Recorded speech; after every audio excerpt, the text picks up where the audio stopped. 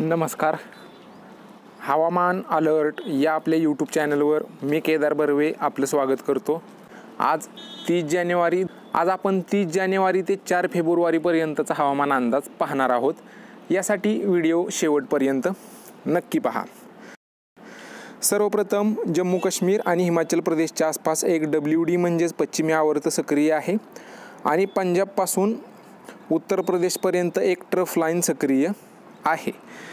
याच WDमुळे वाऱ्याच्या दिशेत बदल झालेला आहे. त्याच्यामुळेच राज्यातील थंडीही कमी झालेली आहे. सध्या अरबी समुद्र आणि बंगालच्या उपसागरावरून वाऱ्याचा फ्लो चालू आहे. त्याच्यामुळे थंडी कमी झालेली आहे. ज्यावेळी WD येतो त्यावेळी वाऱ्याची दिशा ही उत्तर भारतात पश्चिमेकडून पूर्वेला वाहते आणि आपल्या राज्यात वाऱ्याची दिशा बदलून अरबी समुद्र किंवा बंगालच्या उपसागरावरून वाऱ्याचा फ्लो चालू होतो आणि त्याच्यामुळेच थंडीचं प्रमाण हे कमी होतं.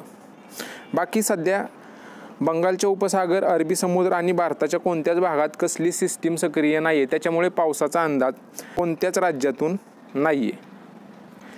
त्याच्यानंतर 30 जानेवारी ते 4 फेब्रुवारीपर्यंतचा जर हवामान अंदाज पाहायचा गेला तर या 4-5 दिवसात राज्यात कोणत्याच जिल्ह्यात पावसाची शक्यताही नाही आहे. थंडीचं प्रमाण हे मागील काही दिवसापासूनच कमी झालेलं आहे.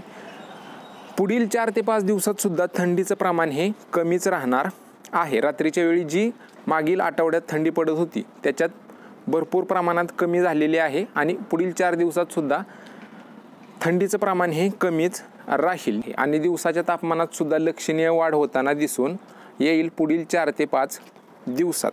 बाकी पावसाची शक्यता येत्या 4-5 दिवसात कोणत्याच जिल्ह्यातून नाही आहे, म्हणजे 4 फेब्रुवारीपर्यंत नाही आहे.